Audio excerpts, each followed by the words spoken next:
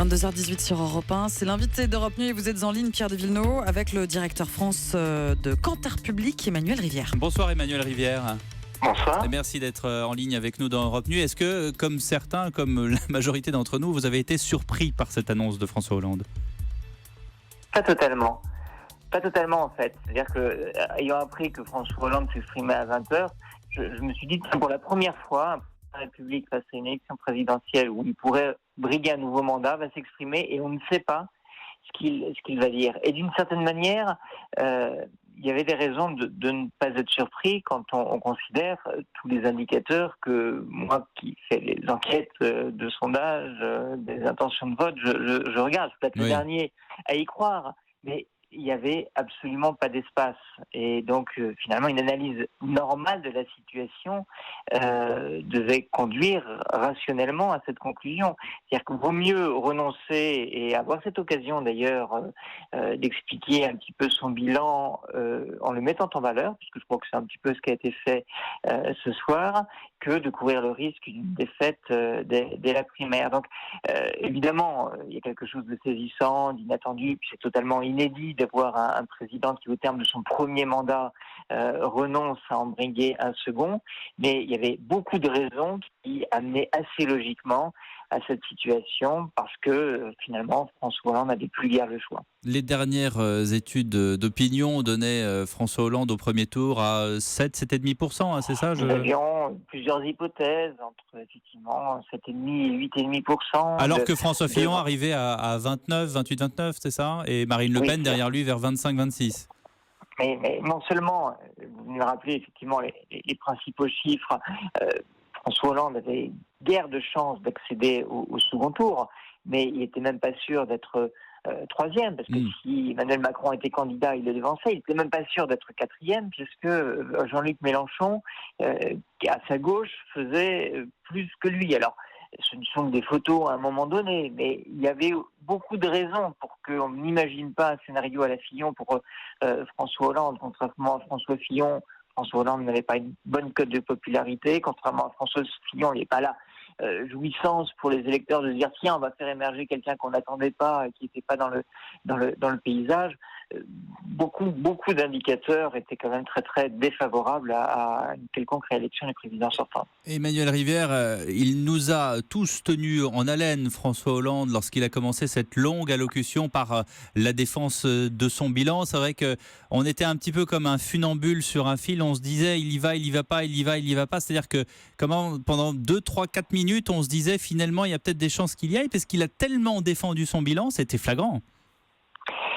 Alors, pardon, parce que mais je pense que j'ai dit tout de suite à ma famille qui était avec moi pour regarder ça à la télévision, il n'ira pas. Parce que ça aurait été une erreur. Il sait très bien, je pense. Après, il y a un timing, c'est-à-dire qu'aujourd'hui, ça tombe mal. S'il disait aujourd'hui qu'il y allait en partant le lendemain pour Abu Dhabi, c'est-à-dire qu'il arrive en étant plus totalement président, mais en étant candidat à la présidentielle, c'était aussi une histoire de timing.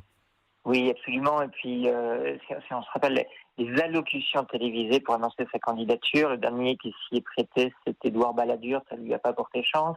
La dernière fois qu'un président en place a prononcé ce type d'allocation à propos d'une élection présidentielle, c'était Jacques Chirac, pour dire qu'il n'irait pas. Et Nicolas Sarkozy lui s'est invité sur un plateau de télé parce que ça permet d'instaurer un dialogue, c'est beaucoup plus dynamique, ça donne une possibilité déjà d'avoir du répondant et d'être quelque part dans une dynamique de campagne.